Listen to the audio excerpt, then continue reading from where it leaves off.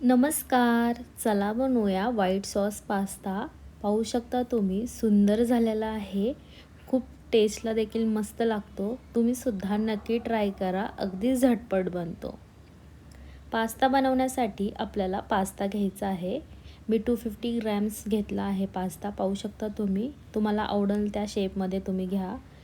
गॅसवर एक पातेलं ठेवून त्यामध्ये पाणी, मीठ आणि तेल घालायचं आहे. पाण्याला छान बॉईल आलं की त्यामध्ये मॅक्रोनी घालायची आहे. मॅक्रोनी 10-15 मिनटं कुक करून घ्यायची आहे.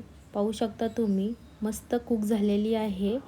मग एका बाउलमध्ये काढून घ्यायची आहे थंड करायला. गॅसवर दुसरी कढई ठेवायची आहे.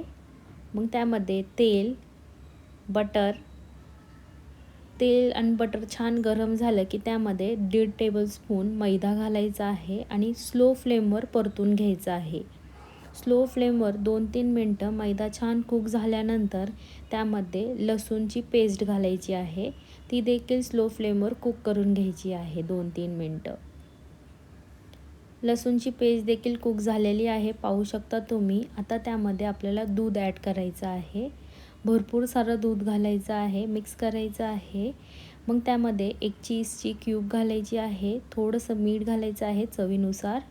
ते देखील मिक्स करून घ्यायचं आहे.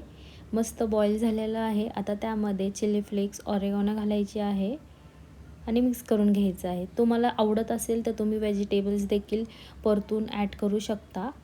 आता मस्त बॉईल झालेला पास्ता त्यामध्ये घालायचा आहे आणि 1-2 मिनटं छान परतून घ्यायचा आहे. पाहू शकता तुम्ही.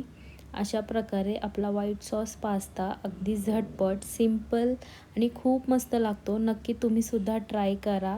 जर तुम्हाला व्हाईट सॉस पास्त्याची रेसिपी जर आवडली असेल तर नक्की व्हिडिओला लाईक करा, कमेंट करा आणि भरभरून शेअर करा. पास्ता रेडी झालेला आहे. एका बाउलमध्ये काढून जर तुम्हाला खूप जास्ती चीज आवडत असेल तर तुम्ही चीज ग्रेट करू शकता. पाहू शकता अशा प्रकारे आणि एन्जॉय करा. नक्की व्हिडिओला लाईक करा, कमेंट करा आणि भरभरून शेअर करा. भेटूया पुढच्या व्हिडिओमध्ये. तोपर्यंत बाय. थँक्यू.